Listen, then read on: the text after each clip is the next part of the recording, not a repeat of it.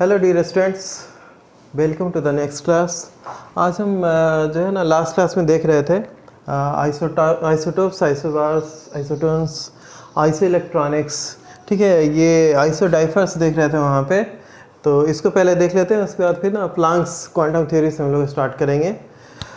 तो आइसो डाइफर्स यहाँ पे देखेंगे। तो आइसो डाइफर्स बोले थे लास्ट क्लास में क्या होता है, ठीक है ना, वैसा एटम्स जिसमें क्या होगा, न्यूट्रॉन्स और प्रोटॉन का डिफरेंस जो होगा सेम होगा, ठीक है, वो एक दूसरे का आइसो डाइफर्स कहलाएगा। ठीक है, जैसे कार्बन में हम लोग देख रहे थे, ठीक है, तो कार्बन में हम लोग देखे थे ना न्यूट्रॉन कैसे निकालते हैं। तो न्यूट्रॉन इक्वल टू क्या था, न्यूट्रॉन इक्वल टू क्या था, mass number minus atomic number. तो इस केस में न्यूट्रॉन क्या हो जाएगा, mass number minus atomic number, यानी 12 माइनस 6 कितना हो जाएगा, 6 माइनस नंबर ऑफ प्रोटॉन क्या होगा, जो एटॉमिक नंबर होगा, तो 6 माइनस 6 कितना हो जाएगा, 0।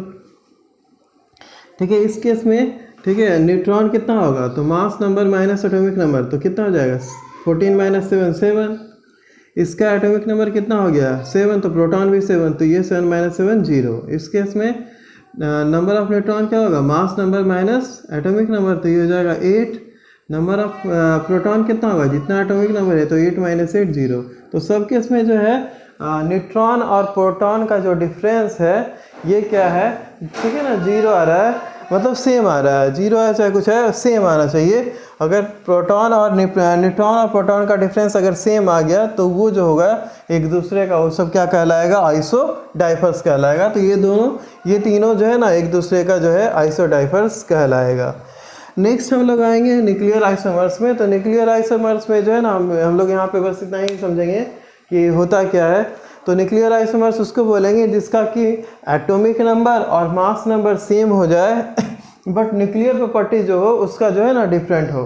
ठीक है, तो कोई भी न्यूक्लियर प्रॉपर्टी उसका देख लेंगे, जैसे हाफ लाइफ पीरियड। ठीक है ना, तो हाफ लाइफ क्या होता है कि जैसे कोई भी सब्सटेंस लिए तो उसका इनिशियल में जितना अमाउंट होगा, ठीक है, तो कितने टाइम में वो जो है ना हाफ हो जाए। जैसे मान लेते हैं कोई सब्सटेंस लिए, उसका इनिशियल अमाउंट ए था, तो ए से जो है ना उसका अमाउंट a/2 घट के हो जाए, तो जितना टाइम लगेगा तो हाफ लाइफ हो जाएगा। ठीक है, तो यूरेनियम मान लेते हैं एक से, ठीक है, तो इस केस में क्या हो गया, mass number atomic number same होना चाहिए, बट अगर हाफ लाइफ जो है ना डिफर कर जाए दोनों का, तो एक में जो है सपोज 1.4 मिनट था, दूसरे केस में जो है 6.7 आवर्स था, कुछ अलग अलग है अगर आ रहा है, तो दोनों एक दूसरे का क्या हो जाएगा, न्यूक्लियर आइसोमर्स हो जाएगा। हाफ लाइफ मतलब क्या कि इनिशियल कंसंट्रेशन जितना देर में क्या हो जाए, 1/2 आ जाए। ये सब बहुत पढ़ेंगे, काइनेटिक्स में भी पढ़ना है, न्यूक्लियर केमिस्ट्री में भी पढ़ना है, तो ये सब आगे बहुत आएगा, सो नॉर्मल है। अभी बस इतना ही समझना है कि न्यूक्लियर प्रॉपर्टी डिफरेंट हो जाए तो उसको हम लोग न्यूक्लियर आइसोमर्स कहेंगे। Atomic number mass number same रहना चाहिए।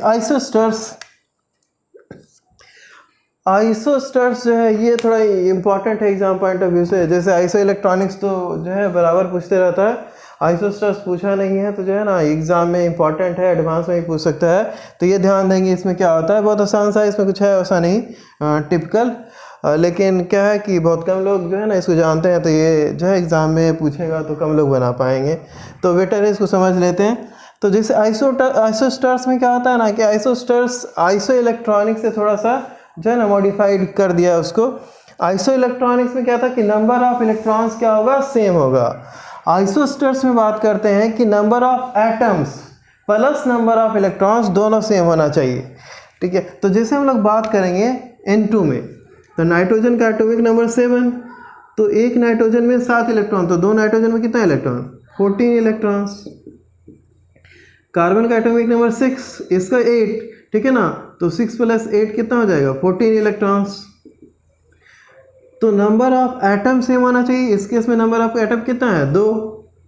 नाइट्रोजन का 2 एटम, इस केस में नंबर ऑफ एटम कितना है, 2, एक कार्बन का एक ऑक्सीजन का। तो नंबर ऑफ एटम सेम रहना चाहिए, नंबर ऑफ इलेक्ट्रॉन सेम रहना चाहिए।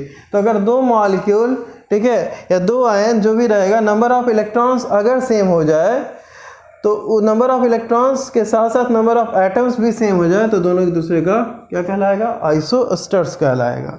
दोनों एक दूसरे का आइसोस्टर्स कहलाएगा। इस केस में अगर हम देख सकते हैं, तो ऑक्सीजन का एटॉमिक नंबर 8, ठीक है ना, तो 8 × 2 16, ये कितना कार्बन का 6, ठीक है, तो 16 + 6 कितना आ जाएगा यहाँ पे, 22 electrons.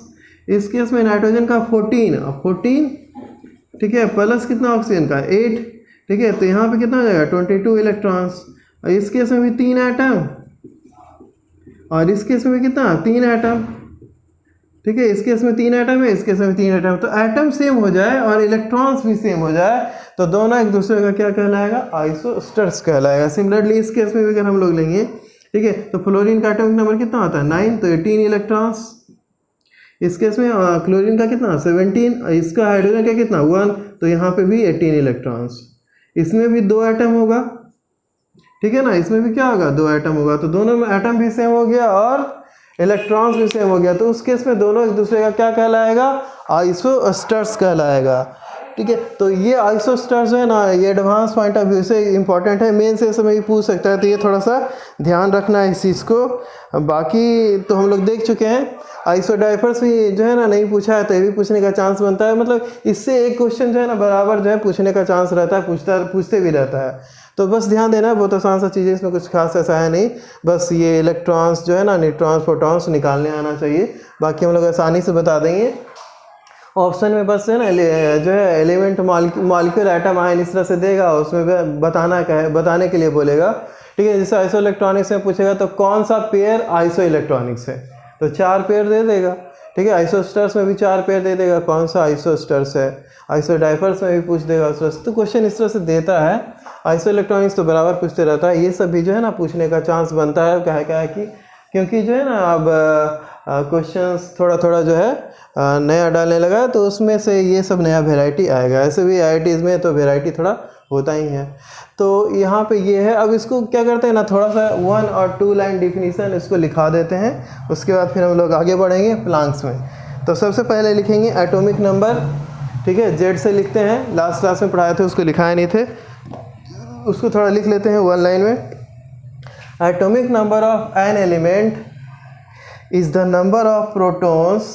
Atomic number of an element is the number of protons contained in the nucleus. Contained, C-O-N-T-A-I-N-E-D, contained in the nucleus of the atom of that element, of the atom of that element. ठीक है, दूसरा लिखेंगे mass number. ठीक है, mass number को capital A से denote करते हैं। मास नंबर तो बताए भी थे यहाँ पे। द टोटल नंबर ऑफ, इसको लिखेंगे the total number of protons and neutrons, the total number of protons and neutrons, that is the number of nucleons, that is the number of nucleons present in the nucleus, present in the nucleus is called, present in the nucleus is called mass number of the element, is called mass number of the element, mass number of the element। Next लिखेंगे isotopes, उसमें भी 1-2 line definition लिखेंगे। Atoms of the element, isotopes में लिखेंगे atoms of the element with same atomic number, with same atomic number but different mass number। ठीक है ना, but different mass number। ठीक है, आइसोटोप्स लिखेंगे। उसके बाद लास्ट क्लास में जो लिखाए थे ना एग्जाम्पल, उसको लिख लेना एग्जाम्पल को। ठीक है, उसके आगे लिखेंगे आइसोबार। ठीक है ना, नेक्स्ट लिखेंगे आइसोबार। ठीक है, तो आइसोबार्स में लिखेंगे atoms having same mass number, atoms having same mass number but different atomic number, same mass number but different atomic number। ठीक है, उसके बाद आइसोबार का जो एग्जांपल लिखाया थे लास्ट क्लास में, ठीक है ना, उसको लिख लेना है। नेक्स्ट लिखेंगे आइसोटोन्स, नेक्स्ट लिखेंगे आइसोटोन्स। इसमें लिखेंगे atoms having same number of neutrons, atoms having same number of neutrons but different number of protons, atoms having same number of neutrons but different number of protons। ठीक है, इसका भी example लिखाया था, उसको भी लिख लेना है। नेक्स्ट लिखेंगे आइसो इलेक्ट्रॉनिक्स, नेक्स्ट लिखेंगे आइसो इलेक्ट्रॉनिक्स।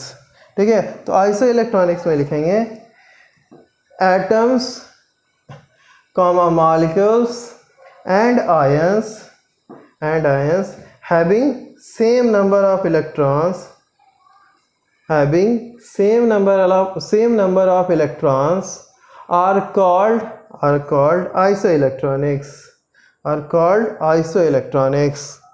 ठीक है, उसके बाद आइसो इलेक्ट्रॉनिक्स का एग्जाम्पल लिखा है तो उसको लिख लेना है। नेक्स्ट लिखेंगे आइसो डाइफर्स। ठीक है ना, यहाँ से स्टार्ट कर रहे हैं आइसो डाइफर्स। तो आइसो डाइफर्स में लिखेंगे they are the atoms of different elements, they are the atoms of different elements. ठीक है, different elements which have the same difference of the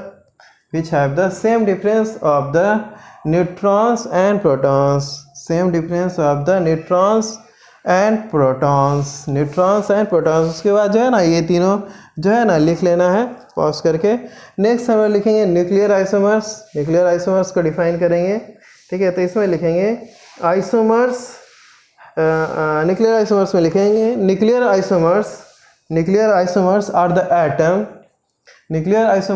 atom which having same atomic number and mass number but different nuclear properties। उसके बाद जो है ना ये uranium XZ दोनों लिख लेंगे। ठीक है, नेक्स्ट लिखेंगे उसके बाद आइसोस्टर्स। ठीक है, तो आइसोस्टर्स में लिखेंगे molecules having same number of atoms and also same number of electrons. Molecules having same number of atoms and also same number of electrons are called isosters. उसके बाद जो है ना ये तीनों एग्जाम्पल जो है लिखना है। उसके बाद जो है 3 एग्जाम्पल लिख देना है। ठीक है, अब हम लोग आगे बढ़ते हैं।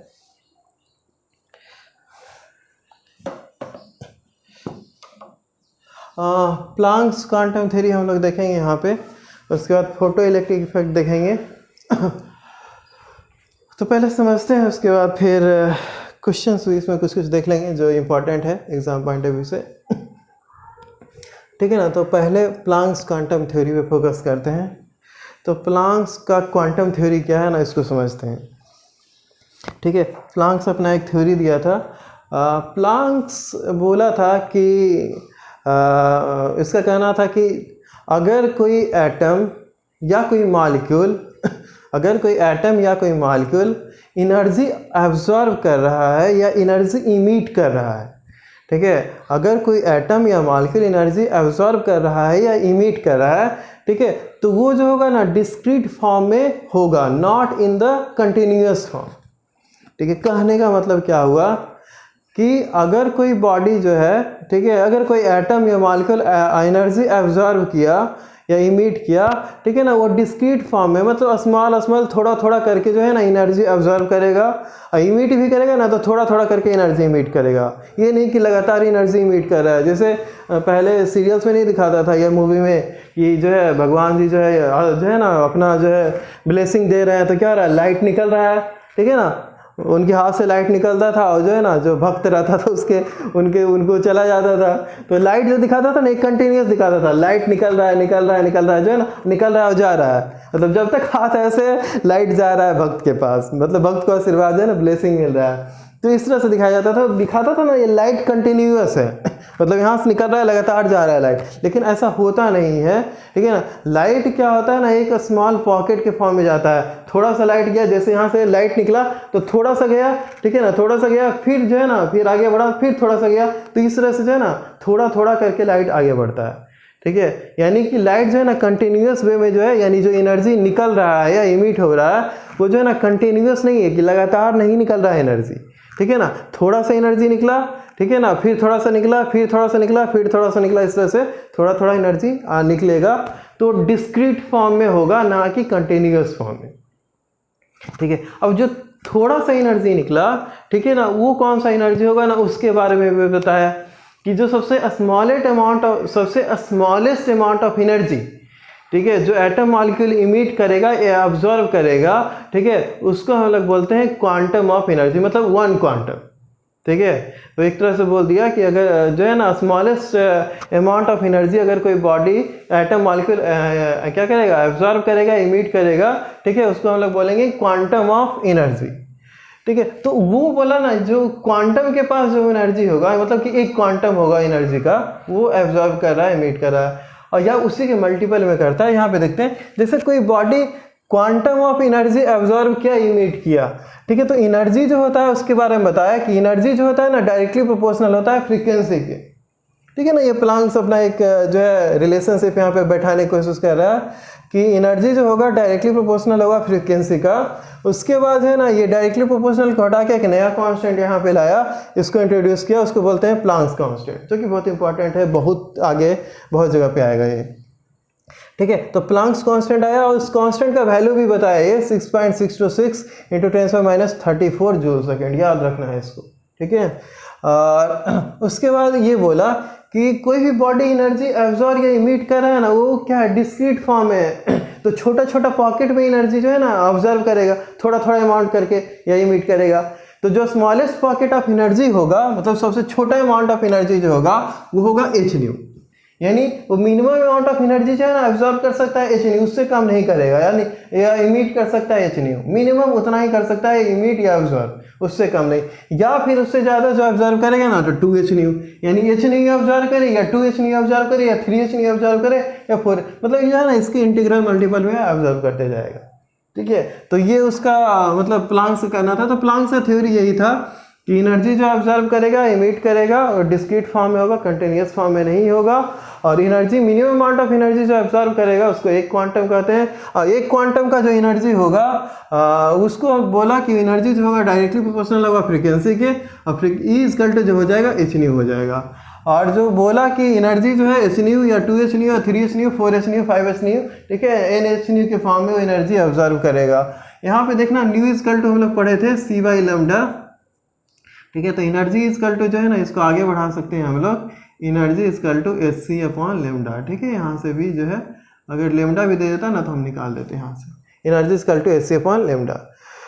तो ये मतलब बेसिक सा अपना थ्योरी दिया बस, लेकिन ये जो थ्योरी है बहुत इंपॉर्टेंस रखता है, आगे चल के बहुत काम देगा। तो यहाँ पे जो है ना हम यहाँ पे एक ये मैग्नेटिक रेडिएशन है, ये टेबल बता दे रहे हैं, NCERT में दिया हुआ है, सब बुक में देता है, ये थोड़ा सा याद रहना चाहिए, कम से कम ऑर्डर याद होना चाहिए। जो भी हम लोग यहाँ पे बात करें ना सब इलेक्ट्रोमैग्नेटिक रेडिएशन, ठीक है ना। वेव, अभी जो हम लास्ट क्लास में वेव भी देखे थे वो इलेक्ट्रोमैग्नेटिक रेडिएशंस के लिए वेव देख रहे थे, साउंड वेव ये सब नहीं देख रहे थे, ठीक है। केमिस्ट्री में इलेक्ट्रोमैग्नेटिक रेडिएशन हम लोग बात कर रहे हैं। तो ये इलेक्ट्रोमैग्नेटिक रेडिएशन में यहाँ पे जो है ना सब अलग अलग तरह का रेडिएशन है। जैसे ये विजिबल रीजन है, जैसे हम लोग जो देखते हैं ना वो जो रीजन है विजिबल रीजन, इसका जो रेंज होता है ये 400, ठीक है, 400 नैनोमीटर, ये 400 है, ठीक है ना, ये 400 है, 400 नैनोमीटर या 4000 एंगस्ट्रम, ठीक है। एंगस्ट्रम में जाएंगे तो 4000 हो जाएगा। 400 नैनोमीटर से 700 नैनोमीटर तक रेंज होता है, थोड़ा आइडिया होना चाहिए। 3800 से लेके जो है 380 नैनोमीटर से लेके 7000 के आसपास होता है, मतलब करीब करीब 400 नैनोमीटर से 700 नैनोमीटर तक रीजन होता है विजिबल का। और यहाँ पे दिखा रहे हैं, अब ये जो रेंज होगा ना तो उसमें अपना विजिबल वाला जो कलर दिखेगा उसका बता रहा है VIB GY/OR, मतलब यहाँ से लेफ्ट से राइट जा रहे हैं ना तो वेवलेंथ बढ़ते जा रहा है, तो वेवलेंथ बढ़ते जा रहा है तो रेड का वेवलेंथ होगा ना ज़्यादा होगा, वायलेट का कम होगा। अब यहाँ पे जो है तो विजिबल में तो हम लोग देख लिए, और यहाँ से इधर जाएंगे ना तो अल्ट्रा जो है इंफ्रारेड आएगा, ये इंफ्रारेड है, ठीक है। ये इसके पहले जाएगा ना अल्ट्रा वायलेट है, हालांकि आगे भी हाइड्रोजन स्पेक्ट्रम पढ़ेंगे ना तो उसमें भी ये चीज़ दिखाएंगे, लेकिन अभी थोड़ा सा समझ लेते हैं, याद करने की कोशिश करो। जैसे हम लोग जैसे अगर सपोज करो, ठीक है, सनलाइट आ रहा है अर्थ पे, तो अर्थ पे जो सनलाइट आता है वो कौन सा सनलाइट होता है, उसको कौन सा लाइट होता है, अल्ट्रा वायलेट लाइट, ठीक है। अल्ट्रा वायलेट लाइट क्या होता है, खतरनाक होता है ना, ज़्यादा उसमें एनर्जी रहता है, ज़्यादा हार्म करता है बॉडी को या सराउंडिंग को, ठीक है। तो जब अर्थ से टकराता है तो अर्थ से भी क्या है, टकरा के कुछ एनर्जी इमिट होगा, तो जो एनर्जी इमिट होता है वो कौन सा लाइट होता है, तो इंफ्रा जो है ना इंफ्रारेड लाइट इमिट होता है। तो अल्ट्रा वायलेट लाइट जो है ना वो एनर्जी अर्थ से टकराया तो कुछ एनर्जी लूज हुआ, उसके बाद जो वहाँ से रे निकलता है वो इंफ्रारेड होता है, उसका एनर्जी कम होता है। तो यहाँ पे देख लेना जिसका एनर्जी कम, ठीक है, एनर्जी यहाँ पे देखेंगे E equal to AC upon lambda है ना, ठीक है। तो energy directly proportional to 1 by lambda, तो जिसका लेमडा ज़्यादा एनर्जी कम, जिसका एनर्जी ज़्यादा लेमडा कम, ठीक है। तो यहाँ पे हम लोग देख रहे हैं कि अगर लेफ्ट से राइट जा रहा है, ये टेबल बना हुआ है, ठीक है। ये टेबल याद रखना, एक जो है मतलब एक थोड़ा मतलब ये और रेंज जो है ना थोड़ा थोड़ा पता रहना चाहिए, एग्जैक्टली याद रेंज मतलब किसका कितना नैनोमीटर है, ये सब उतना ज़्यादा मायने नहीं रखेगा। तुमको मेन लिए विजिबल रीजन का याद रखना है, बाकी उसका मतलब नहीं है। बस ज़्यादा किसका होता है, कम किसका होता है ना, ये थोड़ा सा याद होना चाहिए। तो यहाँ पे जैसे विजिबल रीजन यहाँ पे दिखा रहे हैं, तो इधर से इधर जाएंगे ना तो देखो यहाँ पे लेमडा क्या हो रहा है, बढ़ रहा है। यानी यहाँ से इधर जा रहे हैं ना तो लेमडा बढ़ रहा है। अगर लेमडा बढ़ रहा है, ठीक है, तो लेमडा बढ़ रहा है तो यहाँ पे क्या हो गया, एनर्जी क्या हो गया, घट जाएगा। और यहाँ पे देखो ये भी तो पढ़े थे, nu equal to c by lambda. अगर लेमडा बढ़ाएंगे, ठीक है, तो यहाँ पे न्यू क्या हो जाएगा, न्यू घट जाएगा, घट जाएगा ना। ये दोनों इन्वर्सली प्रोपोर्शनल है, तो ये बढ़ेगा तो ये घटेगा। तो ये तो देखो लेमडा बढ़ा रहे हैं यहाँ पे, तो न्यू क्या हो रहा है, घट रहा है, ठीक है। अब जब जैसे टेम्परेचर बढ़ाएंगे, टेम्परेचर बढ़ा रहे हैं तो क्या होगा, एनर्जी ज़्यादा हो जाता है ना। टेम्परेचर बढ़ाएंगे तो एनर्जी ज़्यादा होता है, ठीक है। और टेम्परेचर कम करेंगे तो एनर्जी कम होगा। तो ये क्या हो गया, एक तरह से टेम्परेचर यहाँ पे कम हो रहा है, ठीक है। एनर्जी कम हो रहा है ना, तो टेम्परेचर यहाँ पे कम हो रहा है। सिंपली यहाँ पे हम लोग समझ सकते हैं, इस तरह से टेम्परेचर से भी रिलेट कर सकते हैं। तो बस इसमें क्या है ना, याद रखना है कि जैसे हम लोग लेफ्ट से राइट जाएंगे तो ये क्या हो रहा है, वेवलेंथ जो है ना लेमडा बढ़ते जा रहा है। ऐसे भी देखो लेमडा बढ़ते जा रहा है तो इधर एनर्जी घटते जाएगा। अब इधर से इधर आ, इधर देखो विजिबल से इधर जाएंगे ना तो यहाँ पे लेमडा इसका क्या है, कम है। तो अल्ट्रा वायलेट का क्या होता है जो है ना, एनर्जी ज़्यादा होता है। अल्ट्रा वायलेट से एक्सरे आएंगे तो एक्सरे का भी एनर्जी क्या होता है, इससे ज़्यादा हो जाएगा। लेमडा कम है ना तो एनर्जी इसका ज़्यादा होगा। गामा रे क्या होता है, तो आप बहुत खतरनाक रे होता है ना, तो इसका एनर्जी और सबसे ज़्यादा हो जाता है, ठीक है। तो इधर एनर्जी बढ़ते जाएगा, क्या है कि वेवलेंथ घट रहा है, इधर वेवलेंथ बढ़ रहा है तो एनर्जी क्या होगा, घटते जाएगा। इंफ्रारेड का और कम, माइक्रोवेव का और कम, रेडियो वेव का और कम, लॉन्ग रेडियो वेव का और कम, इस तरह से ठीक है। तो ये तो एक बेसिक हो गया हमारा कि ये क्या होता है। क्वेश्चन है, क्वेश्चन पे बाद में आएंगे, पहले इसको समझ लेते हैं फोटो इलेक्ट्रिक इफेक्ट को। तो फोटो इलेक्ट्रिक इफेक्ट जो है ना, ये एग्ज़ाम पॉइंट ऑफ व्यू से जो है ना बहुत इंपॉर्टेंट है, बहुत आसान है, ठीक है। केमिस्ट्री में तो क्वेश्चन जो है हर बार पूछता है, इस बार भी मेंस का क्वेश्चन था, ठीक है। मतलब करीब करीब जो है ना हर साल क्वेश्चन इसका श्योर है कि आएगा ही आएगा। और मेंस में भी पूछता है, एडवांस में भी पूछेगा, नीट में भी पूछेगा। तो इसमें क्या है कि मेंस का पूछने का जो क्वेश्चन है वो थोड़ा सा आसान रहेगा, एडवांस में थोड़ा सा डिफर कर जाता है। मतलब क्वेश्चन वही पूछेगा, थोड़ा सा उसको जो है ना पैटर्न थोड़ा बदल के देता है। बताएंगे कैसे क्या पूछता है, क्या देता है। पहले समझते हैं ये होता क्या है फोटो इलेक्ट्रिक इफेक्ट, इसको समझ लेते हैं। तो देखो यहाँ पे क्या है ना कि जैसे हम लोग क्या कर रहे हैं, एक सर्किट कंप्लीट कर रहे हैं, बैटरी से कनेक्ट कर दिए, ठीक है ना। एक टर्मिनल इधर है और दूसरा टर्मिनल इधर है। ये जो ना मेटल सरफेस है, कोई एक मेटल ले लिए, ठीक है। तो जैसे CGM यहाँ पे जनरली लेते हैं, कोई भी दूसरा भी ले सकते हैं, बाद में बताएंगे उसका इंपॉर्टेंस क्या है। जैसे लिथियम, सोडियम, पोटेशियम ये सब का भी लेते हैं, CGM का जनरली यूज़ कर रहे हैं तो मान लो CGM है, नहीं तो कोई भी मेटल सरफेस मान सकते हैं वहाँ पे। यह मीटर है, चेक करेगा करंट फ्लो किया कि नहीं किया, ठीक है। और कुछ नहीं यहाँ पे है। तो देखो फोटो इलेक्ट्रिक इफेक्ट क्या है, ये जो है ना आइंस्टीन बताया था फोटो इलेक्ट्रिक इफेक्ट के बारे में। तो आइंस्टीन अपना एक थ्योरी दिया सबसे पहले। आइंस्टीन जो है ना अपना एक थ्योरी दिया, पहले थ्योरी समझ लेते हैं, उसके बाद फिर इफेक्ट के बारे में आते हैं। तो आइंस्टीन सीधे बोला ना कि जो भी लाइट कहीं से पास कर रहा है, कहीं से जा रहा है, ठीक है, तो लाइट क्या है, एक स्ट्रीम ऑफ पार्टिकल्स है। मतलब लाइट के बारे में बोला ना, जैसे इलेक्ट्रोमैग्नेटिक क्या है, अभी दिखा रहे थे कि वेव का बिहेवियर शो करता है, ठीक है। पढ़े भी थे ना फ्रीक्वेंसी, वेवलेंथ और ये सब चीज़ें पढ़े थे, 5 उसका प्रॉपर्टी। तो ये आइंस्टीन बोला ना कि आइंस्टीन का कहना था कि जो लाइट है वो एक तरह का स्ट्रीम ऑफ पार्टिकल्स है। यानी कहीं से लाइट जा रहा है, मतलब बहुत सारा पार्टिकल जो है ना वहाँ से गुजर रहा है, ये कहना था आइंस्टीन का, ठीक है। तो और ये जो स्ट्रीम ऑफ पार्टिकल्स है उसको बोला, एक नया नाम दिया फोटॉन्स, ठीक है ना। उसका एक नया नाम दिया फोटॉन्स, ठीक है। यानी स्ट्रीम ऑफ जो पार्टिकल है वो एक तरह का फोटोन है, ठीक है, जो कि स्पीड ऑफ लाइट से मूव कर रहा है, सी से जो है ना मूव कर रहा है। ये आइंस्टीन का कहना था, अपना एक थ्योरी दिया कि लाइट जो होता है स्ट्रीम ऑफ पार्टिकल्स है, यानी एक तरह का फोटोन्स है जो कि स्पीड ऑफ लाइट से मूव कर रहा है। वो अपना एक बेसिक थ्योरी दिया। अब वो बोल दिया ना कि ये पार्टिकल है, लाइट क्या है, एक तरह का पार्टिकल है, तब उसको साबित करना पड़ेगा ना कि पार्टिकल कैसे है वो। तो उसी को साबित करने के लिए एक्सपेरिमेंट किया, फोटो इलेक्ट्रिक इफेक्ट। ठीक है, नोबेल प्राइज भी मिला था इसको लेके, इसको मतलब आइंस्टीन को। E=mc² पे नहीं मिला, फोटो इलेक्ट्रिक पे उसको जो है ना नोबेल प्राइज मिला है। तो यहाँ पे देखना फोटो इलेक्ट्रिक इफेक्ट समझते हैं कि होता क्या है, कैसे पता चला कि जो है ना लाइट एक पार्टिकल है। बहुत आसान सा सिंपल सा एक्सपेरिमेंट है, ये है, इसको समझ लेते हैं। ठीक है, जैसे नॉर्मल घर में बैठे हैं ना, सही बैटरी यहाँ पे लगा दिए। ठीक है, अब बैटरी जो देखो यहाँ से प्लस माइनस, तो जो यहाँ से करंट फ्लो करेगा, ठीक है, जो करंट फ्लो करेगा ना, तो अगर करंट फ्लो कर गया तो अमीटर बता देगा कि करंट फ्लो कर रहा है, और करंट फ्लो कर रहा है मतलब समझ जाएंगे कि सर्किट कंप्लीट है। यहाँ पे जो ना दोनों अलग अलग है, कुछ कनेक्टेड नहीं है। तो अगर इलेक्ट्रॉन फ्लो कर गया ना तो समझ जाएंगे सर्किट कंप्लीट हो गया, मतलब करंट फ्लो कर रहा है। बस इतना बेसिक सा चीज़, इसमें ज़्यादा कुछ ऐसा है नहीं।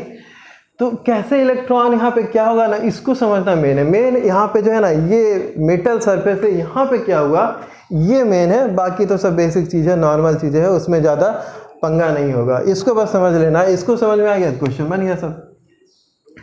तो सबसे पहले हम लोग समझते हैं कि कोई इंसिडेंट लाइट है, ठीक है, मतलब कि सनलाइट कोई आया, ठीक है ना, कोई आया और मेटल सरफेस से टकरा गया। ठीक है, कोई एक सनलाइट मतलब कोई एक रे ले रहे हैं जो है ना सनलाइट का, और वो जो है ना मेटल सरफेस से टकरा गया, तो ही दिखा रहे हैं यहाँ पे इंसिडेंट लाइट। वो लाइट आया, ठीक है ना, और ये मेटल से टकरा गया यहाँ पे।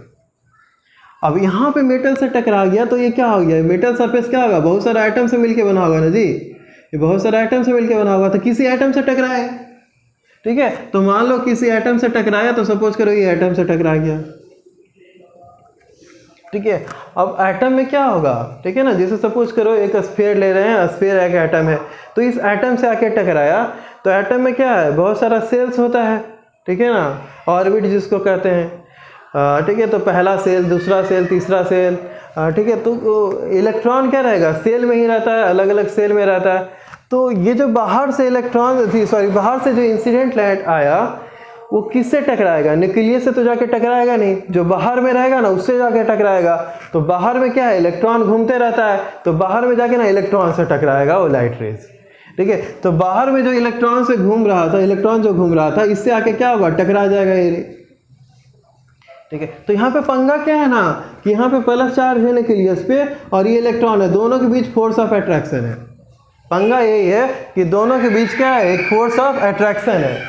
तो फोर्स ऑफ अट्रैक्शन है दोनों के बीच में। तो अब क्या होगा, जैसे ही लाइट रे यहाँ पे आके टकराएगा तो ये अट्रैक्शन जो है ना, इस सबसे पहले इस अट्रैक्शन को ख़त्म करना पड़ेगा।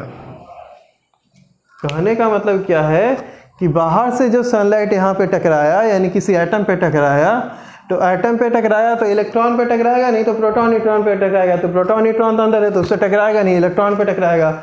इलेक्ट्रॉन पे टकराएगा तो इलेक्ट्रॉन को एनर्जी देगा, ठीक है ना, बाहर से एनर्जी आ रहा है तो एनर्जी देगा इलेक्ट्रॉन को। अगर इलेक्ट्रॉन को एनर्जी मिल गया तो क्या होगा, इधर उधर भागना स्टार्ट कर देगा। इधर उधर भागना कहने का मतलब क्या, फ्री हो जाएगा तो कहीं भी भाग सकता है। तो जो है ना एक तरह से एटम से निकल के भागने की कोशिश करेगा। अब लेकिन प्रॉब्लम क्या है कि इलेक्ट्रॉन को जो है न्यूक्लियस पकड़े हुए है। प्रॉब्लम यही है कि इलेक्ट्रॉन का न्यूक्लियस क्या है ना, पकड़े हुए है। अब न्यूक्लियस पकड़े हुए हैं तो दोनों के बीच में इलेक्ट्रोस्टैटिक फोर्स ऑफ अट्रैक्शन है। तो सबसे पहले जो एनर्जी देंगे, यानी जो एनर्जी बाहर से आया सनलाइट के फॉर्म में जो इससे टकरा रहा है, वो क्या करेगा ना, ये जो दोनों के बीच का जो फोर्स ऑफ अट्रैक्शन है इसको ख़त्म करेगा। तो एनर्जी का कुछ पार्ट, यानी एनर्जी का कुछ पार्ट इस अट्रैक्शन को ख़त्म करने में चला जाएगा। यानी एनर्जी का कुछ पार्ट जो है अट्रैक्शन को ख़त्म करने में चला जाएगा। अब अट्रैक्शन खत्म हुआ तो इलेक्ट्रॉन क्या हो गया यहाँ पे, ठीक है, अट्रैक्शन खत्म हुआ तो इलेक्ट्रॉन यहाँ पे फ्री हो गया, न्यूक्लियस से इसको कोई मतलब नहीं। अब क्या है ना, तो जो एनर्जी आया उसका कुछ पार्ट कहाँ गया, इसके अट्रैक्शन को ख़त्म करने में। तो बाकी जो एनर्जी बचा वो क्या हुआ, इलेक्ट्रॉन को चला गया। बाकी जो एनर्जी बचा वो इलेक्ट्रॉन को चला गया। अब इलेक्ट्रॉन के पास एनर्जी है तो भागना स्टार्ट कर देगा, तो निकल लेगा एटम से। ठीक है, तो एटम से निकल लेगा काइनेटिक एनर्जी के साथ। जो भी एनर्जी रहेगा काइनेटिक एनर्जी के फॉर्म में उसके पास आ जाएगा, तो वो जो है ना एनर्जी के साथ निकल लेगा। तो यहाँ पे हुआ क्या कि जो इंसिडेंट एनर्जी आया ये टकराया, ठीक है ना, इस एटम पे, और यहाँ पे जो इलेक्ट्रॉन था इस एटम पे, ठीक है, इसका अट्रैक्शन न्यूक्लियस से खत्म हुआ और उसके बाद इसके पास एनर्जी था तो ये क्या हुआ, निकल लिया। तो जैसे ही इलेक्ट्रॉन निकलेगा ना तो सीधे इधर आ जाएगा, ठीक है, अपना पाथ देखेगा, प्लस माइनस है तो माइनस से निकलेगा, ठीक है, निकलेगा प्लस की तरफ अट्रैक्ट होगा ना तो सीधे इलेक्ट्रॉन इधर भागेगा। तो ये सर्किट जो है ना एक तरह से कंप्लीट हो जाएगा। तो सर्किट जो है ना कंप्लीट हो गया, अमीटर बता देगा करंट फ्लो कर रहा है, तो सर्किट कंप्लीट हो गया। तो हम लोग समझ जाएंगे कि यहाँ से क्या है, इलेक्ट्रॉन निकला, यानी उधर से क्या आया था, लाइट रेज, ठीक है ना, यानी लाइट आया और लाइट क्या हुआ, लाइट से हम लोग दिख रहा है, हम लोग को दिख क्या रहा है, लाइट आया इलेक्ट्रॉन निकला, लाइट आया इलेक्ट्रॉन निकला, और तो कुछ दिख ही नहीं रहा है यहाँ पे। तो उससे क्या हो गया ना, हम लोग समझ गए कि लाइट क्या है, इलेक्ट्रॉन क्या है, एक पार्टिकल है। तो साबित किया कि लाइट क्या है, स्ट्रीम ऑफ पार्टिकल्स है, ठीक है। तो जो है ना आइंस्टीन जो अपना एक बेस थ्योरी दिया कि लाइट जो होता है स्ट्रीम ऑफ पार्टिकल्स होता है, और ये पार्टिकल जो है उसको बोलते हैं फोटोन, और उसका भी एनर्जी जो है ना सेम यही बताया कि उसका एक फोटोन का जो एनर्जी होगा h होगा और स्पीड के लाइट से वो मूव करेगा, ठीक है। मतलब वो सिंपल बेसिक सा वो अपना एक थ्योरी दिया पार्टिकल के फॉर्म में, और ये इस एक्सपेरिमेंट से साबित कर दिया क्यों पार्टिकल होता है।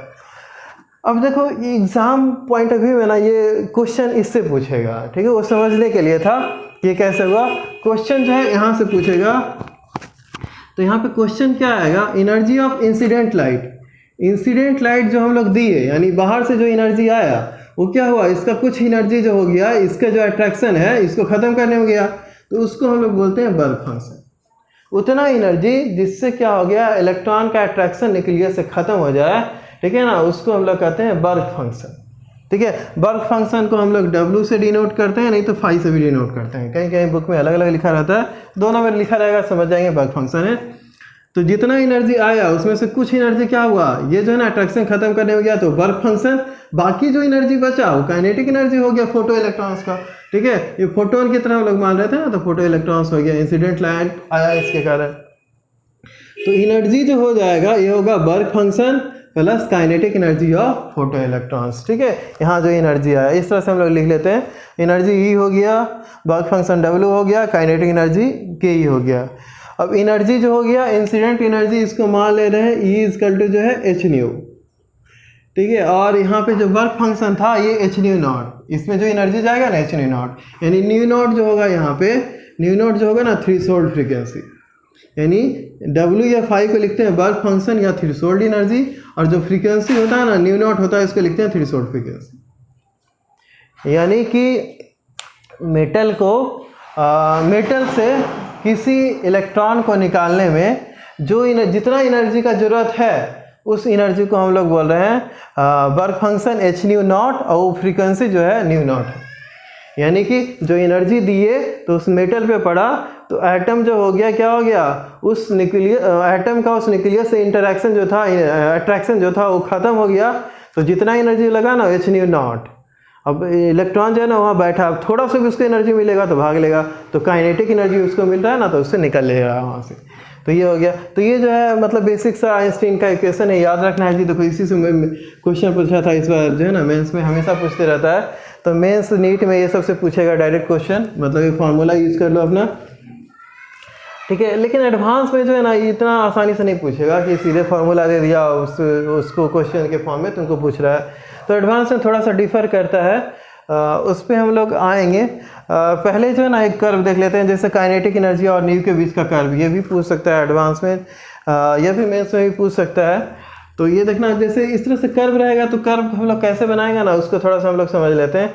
तो हम लोग का जो कर्व बनाना है, यहाँ पे देखो ये जो है काइनेटिक एनर्जी बाई एक्सिस पे है तो इसको बाई मान लो, ठीक है। ये जो है ना न्यू एक्स एक्सिस पे है तो इसको एक्स मान लेंगे, ठीक है। अब ये जो इक्वेशन था ना इसको देखेंगे हम लोग, ये जो इक्वेशन था, तो यहाँ पे देखो ये क्या हो गया x, ठीक है ना, इसको मान लेते हैं कुछ के, ठीक है ना। h/0 क्या है, हर एक मेटल के लिए कांस्टेंट होता है, सीजियम है तो उसके लिए फिक्स होगा, पोटेशियम है फिक्स होगा, मतलब कोई भी मेटल रहेगा ना उसका फिक्स रहेगा h/0 फिक्स रहेगा, इस तो कांस्टेंट होता ही है। तो h/0 क्या हो गया, फिक्स हो गया। तो ये हो गया, प्लस काइनेटिक एनर्जी क्या था, बाई मान लिया इसको, तो इक्वेशन क्या हो गया, बाई = x - k, ठीक है। तो बाई = x का इक्वेशन क्या आता है, straight line passing through the centre, passing through the origin, ठीक है।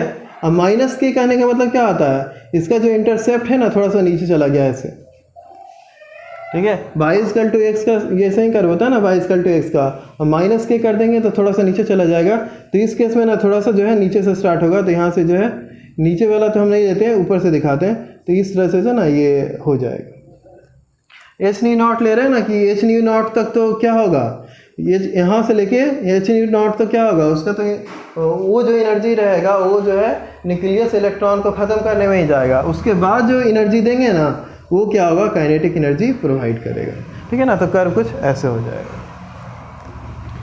तो एक ये है। अब देखो एडवांस में कैसे पूछेगा क्वेश्चन इसको तो क्या करेगा कि ठीक है ना, बहुत सारा मेटल ले लेगा, ठीक है, A B C D, ठीक है। ऐसे मान लो 10 मेटल ले लिया। अब 10 मेटल ले लिया, अब पूछेगा, ठीक है, कि सबका जो है ना, सबका बोल दिया इंसिडेंट लाइट था h0, और बोल दिया कि इसका जो है ना μ0 1 है, इसका थ्रेशोल्ड फ्रीक्वेंसी, इसका μ0 2 है, इसका μ0 3 है, ठीक है, इसका μ0 4 है। सबका थ्रेशोल्ड फ्रीक्वेंसी बता रहा है। तो अब बोलेगा ना कि किस केस में इलेक्ट्रॉन रिलीज होगा, मतलब ऐसा कितना केस आएगा जिसमें इलेक्ट्रॉन रिलीज होगा। तो एक तरह से इंटीजर टाइप क्वेश्चन बन जाएगा, 2 3 4 5 6 7 8 9 10 कितने में, तो इंटीजर टाइप से उसमें क्वेश्चन बनेगा। तो अब हम लोग को इसमें क्या करना है, इलेक्ट्रॉन रिलीज किस केस में होगा, जिस केस में, अब यहाँ पे देखो h0 - h0, ठीक है ना, ये काइनेटिक एनर्जी के बराबर था। काइनेटिक एनर्जी इक्वल टू क्या था, काइनेटिक एनर्जी h0 - h0। अगर ये पॉजिटिव हो गया तो इलेक्ट्रॉन निकल जाएगा, ठीक है ना। तो अगर ये पॉजिटिव हो गया तो इलेक्ट्रॉन निकल जाएगा। तो अब इस केस में क्या करना है हमको, इसको पॉजिटिव कराना है, मतलब कि h0 - μ0, ठीक है ना, ये ग्रेटर देन 0 होना चाहिए, ठीक है। तो h तो ग्रेटर देन हमेशा 0 होता है, μ - μ0 देख लेंगे, ठीक है। ये ग्रेटर देन 0 हो गया तो आंसर होगा इसका। तो कुछ नहीं, अगर डेटा दिया हुआ तो सीधे घटा के देख लेंगे। जिस केस में पॉजिटिव आ गया, 0 नहीं आना चाहिए, पॉजिटिव, नेगेटिव ही नहीं, ठीक है ना। जिस केस में पॉजिटिव आया उस केस में क्या होगा, काइनेटिक एनर्जी कुछ ना कुछ होगा, कुछ भी तो होगा, थोड़ा सा भी कुछ होगा, तो इलेक्ट्रॉन निकल लेगा। ज़्यादा दूर जाए कम दूर जाए उससे बात नहीं, निकलेगा किसमें, तो काइनेटिक एनर्जी थोड़ा सा मिलेगा ना तो निकल लेगा। तो जिस केस में पॉजिटिव आएगा, मान लो 4 में आया तो 4 इज द आंसर, 5 में आया तो 5 इज द आंसर। तो इस तरह से क्वेश्चन जो है ना देता है, मतलब एडवांस में इसी तरह से वेराइटी करता है। कर्व में भी करेगा, मेंस में भी हल्का फुल्का कर्व पूछ सकता है, एडवांस में तो ज़रूरी है कि कर्व कुछ ना कुछ देते रहता है। और बेसिक जो क्वेश्चन पूछेगा ना यहाँ से पूछेगा, ठीक है, कि इसमें कैसे किसका एनर्जी जो है ना, मतलब काइनेटिक एनर्जी पूछ सकता है, या फिर ये पूछ सकता है, कुछ भी पूछ सकता है। जैसे इस साल भी पूछा हुआ था, शायद याद नहीं है, ठीक है ना, काइनेटिक एनर्जी निकालने के लिए पूछ रहा था। तो यही है फोटो इलेक्ट्रिक इफेक्ट, और ये था प्लांक्स क्वांटम थ्योरी, ठीक है। तो हम लोग यहाँ पे इसके आगे देखते हैं। इसके बाद है ना एक क्वेश्चन है, a photon of light of wavelength, ठीक है। क्वेश्चन है photon of light of wavelength 6000 angstrom, photon of light of wavelength 6000 angstrom has energy E, calculate the wavelength of photon of light which has energy इतना, ठीक है। तो इसको जो है बनाना है, नेक्स्ट क्लास में हम इसका आंसर बताएंगे सबको।